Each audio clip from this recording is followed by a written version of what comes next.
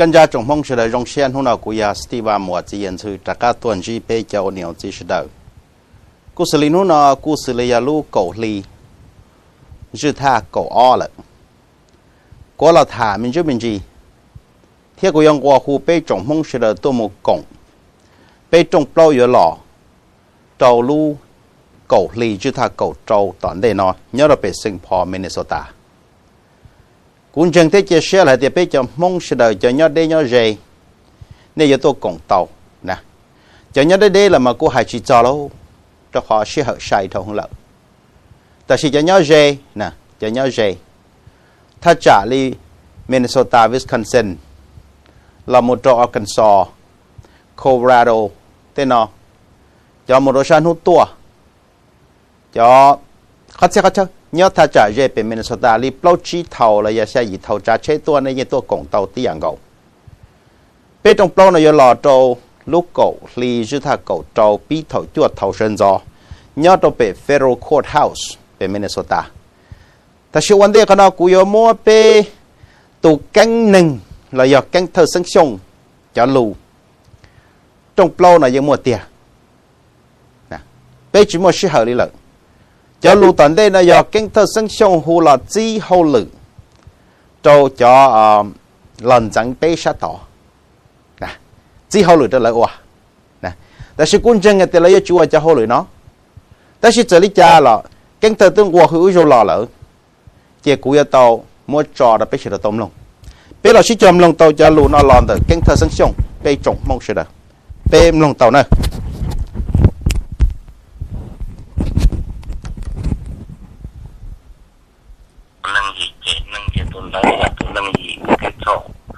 đầu cái luôn đẹp tây gì sai nữa chỉ kia giờ nâng nhá chỉ ta chỉ sử dụng chỉ giờ nâng nhá tập cho luôn nó giờ trong nâng chó nè trong nâng chó ta chỉ họ này giờ họ vừa kế mình giúp mình gì là chơi chả cũng mà liên theo cho lù mình chỉ chân theo cho giờ cánh thơ sinh sống cho lù kia cho là cho nó bé là tôm lông tuần gì là giá tòn đây nó và thế kia share hay tiệt bém lông ta cho lù nó lỡ nè nên cho nhau gì vô chủ tàu tôi cộng sư lý mà thiệt ta thì lý bỏ hay tiệt bên trong plau này giờ hai mù lò lý trả thiệt tiệt họ tấm mình này lý trả thiệt tiệt nè bên sĩ cho tàu lông mù chuẩn gì là giá tòn đây nó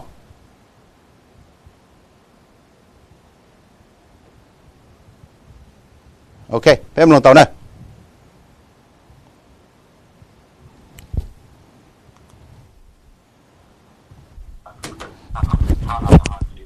hậu lực thầu nó vào từ cái chào tên là nó chỉ vẫn hậu lực cho nên là có nó thật quá nó đầu dạ lên nó nhé có thể họ sau một hai giờ còn lại và nó sẽ là cái chỉ bao cho họ để trong cửa mà ta họ cho lũ tôm luôn lên nó nè nên là những cái chỉ bao cần làm là ya họ sẽ xây lăng hoa ya thủ hành đó nó thật mà thế và chỉ bao cho cần là trong thờ là trong thờ dùng chỉ bao cho cái dạ dòng lên đó nè thì là có thế rồi sau trận đó nó một thôn đã và khai hậu chứ mà kia số đời chỉ ba sau sau là mình một lần cả đó và sau mình đến mong nè rồi sau nó một lần nó tới qua cái đời mình chứ nè ở trên là hai tổ sát đó là nó hai tổ sát cộng mà kia này cả một câu đi nào hello cái thế cái đó có một con hàng tạm tạm mình chỉ là chuyện gì đó hàng tạm mình có chỉ có một cái kiểu để nó có tí mà nè sau đó nó phải là tập bây giờ sẽ là nó tiền nó phải cái này là tất nhiên sẽ kiếm mà tiền là chỉ bôi tả sau đó phải là to thì một số đó sẽ là sau đó mình chỉ cho khai nó lên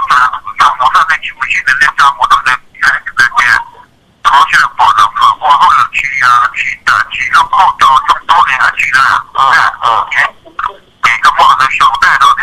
có nhà là cái cảm giác này là tôi là phải cho tất cả một số người sẽ là không phải tất cả thì có lẽ có sao à cái việc nó có gì không đáng sợ thì để nó có chuyện thì là tiền số số lên cái bên ba này là mà cháu ba là nó chỉ có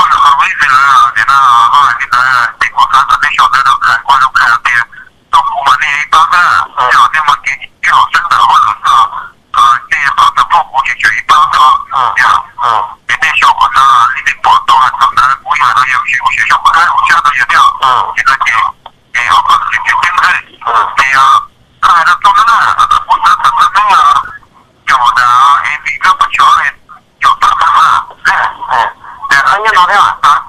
啊？从哪年聊的？这还是呢？从那一面到他们是这个嘛？搞多天路啊，北路啊，因为都是这种情况过的。也麻将了。他们走走，我觉得内蒙的，他们都是什么？都不错的。OK，这个现在做工作中，都搞一些现在那个有本地的那做非常什么，现在不讲。奥利曼。然后奥迪他们这边的 ACU 呢？ACU 然后这个会选择。可能我建议把很多人或者是对上的人做，我配合去一些企业的情况呢，一些人做当兵的没，被举报就改了没有？他可能做当兵的没，然后还能来这样对的人当兵那其他的被成都当兵的嘛是吧？其实被好友他说被可能过年想到中午把那个电话被举报都加一些些人或者帮我给改了是吧？OK。然后这个我这去了是吧？这句话可能我做到了这包里面你真的这有去帮助了然后还要去包里面那些不要老你都被举报你所以我去帮助科学家叫那个到的被报的人我要去要的好我呢就从报的被我爸呢弄的我地膜我都可以了嘞我去报的我被估计的在我爸的那边我怎么说呢我去报的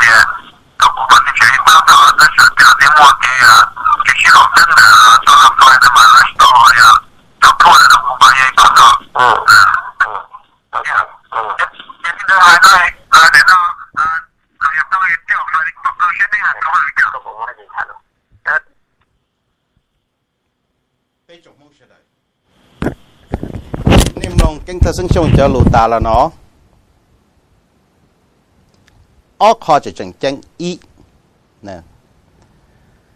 bê trong plo nó vô lò có bê trong mong sẽ được sống đỡ especially trên đề hải bê là trở kinh tế sinh sống nó long tiền bồi ya là vật chủ mua cho hồ lử nhẹ cho là một hoa là một địa nó phụ là một represent defending kinh tế sinh sống nó phụ hoa hồ lử chính danh danh nó phụ hoa hồ lử li chỉ ở tu là hoa hồ lử tí thái defending kinh tế sinh sống chỉ bằng bể có sẽ được show petition một trâu Kyle và kinh tế sinh sống tu lối ở ta chỉ nó người ốc giờ có là show cho petition cho gì lần va giờ ít tu police officer nhớ được về Minnesota nếu là hai tàu ít so lũ yên liệt kinh tế sinh sống hậu court nếu hai tiệt kinh tế sinh sống là ở trong lũ năm mà giờ vì và bỏ nè lô trồng phụ tế chờ nó promise là giờ cho lũ đó và bỏ hai tiệt mua tế chờ trồng mong mua tế chờ đó và bỏ kinh tế sinh sống là nhiều và bỏ cho hậu lũ ô nó nữa cho lũ nó yên mua nhau đồ khuất tí xì chỉ bây giờ thả cho tên nó ta sẽ cho hậu lũ nó lấy mua là lý cha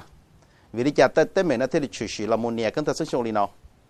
cũng cho thả mê lý nó đó bây trồng mong sẽ được sư nè khỏi rong chấp lời thiết chừng chân chấp lời tận đây nó bây ý trồng mong sẽ được nên giờ mình tôi cộng đâu được đi bây nè ta chỉ nó long bây giờ lâu chú tàu ở ba nó là kinh tế chỉ hoàn dễ kinh tế cú bao này chỉ là y ba sư còn đó là giờ này hậu lử này ô này sáng đầu nó sư ta chỉ nó là vô tan thọ nè tất nhiên giờ là cú hay rồi sẽ đời rồi cho nó là chúa kinh tế sinh sống chúa Steve muốn chúa muốn tới chợ lỡ mua cho hậu nó là qua tàu chi lúc cùng chúng nó cho can đón than thiên đọc lời có trình độ vô để chạm không tới chờ thiệt tuần chờ to vô chúa chủ tờ nên hú là sĩ cha sĩ chế sư cho sĩ thả thiết cho thả cho mong tới chờ cho hậu lửa lý đó khó trả cái thời sinh sống lúc mình mò tất cả sửa lò rồi chỉ mua giọt đâu hú là chỉ tàu luôn nè chỉ ô li nó ô chủ tờ chỉ nên hú là ô chủ tờ chỉ là thiết lý sĩ cha sĩ chế ô chủ cái mà nhiệt liệt cú mà nhiệt liệt có lọ cái thời sinh sống bao cỡ yeah cú chỉ nhận sư chỉ tao khi đó trồng phứ nữa ta chỉ cú khi đó tu nên qua hồ lùi dễ cái thời sinh sống đó hay tiền lâu chủ tờn ta nó đó thì hai mươi mấy nghìn đó xem ta ta chỉ ở thọ hai tiền trồng phứ khi thọ lỡ bây giờ hai tiền trồng phứ thiết thọ lỡ cùng tên nhẹ cái thơ mà tu thọ nữa họ mua tu tên mình đã chi là giờ nữa họ mua hồ lùi đã chi thả cho nó trồng phứ persecute là một nhẹ cái thời sinh sống nữa có bây trồng một số đó này bỏ mình cho chân này nó chỉ lo luôn nó sẽ chuyện này tôi bao trồng hơn là giờ lý cha là tôi cộng nha lúc cầu ly chứ tha cầu trâu thầu chuột thầu sơn gió về Minnesota cú chỉ nhận sử dụng cái ít họ khổng pli tôi bù đồ này cho tôi cộng trâu nôn đỡ nè ý lên ý dạ cho là một sai và đam mô nè lon đỡ cú chỉ nhận sử lon đỡ mong tây chờ lưu hư chỉ cho co cho một khởi chia và bộ phanh dầu nó lúc cầu ly chứ tha cầu trâu ở thế cầu gì nó nhớ đồ bể Minnesota và thế chia sẻ hai tỷ yuan chi bây trồng mong sẽ được xóa lên xóa tù hành chắc khá đồ cho nhớ đồ Minnesota chỉ có nhớ đồ tao nó lông lỡ xa là dễ mình tua đâu nó lông bây giờ lỡ mà cha mùa chập lỡ thiên trai tua chập lỡ thiên ta chỉ nó mà lấy chỉ cả thả cho mong tết chờ cho hồ lử chỉ cả thả cho trong plon này là họ lấy chủ giải tuần thi li lợ nè ta chỉ chúa trả publicly ta chỉ nói là bé ori nói là ô thế là lô cơ na cú hai đòn chúa xử đó cú là hai lo nó tây có trong plon lò lợ có là cha tây trâu luôn tu để á lợ nè sẽ có vô đi cha lọ đầu đã bé trồng mong sẽ đó chứ chẳng chủ đó hai giác hai lo nó trâu chúa xử xong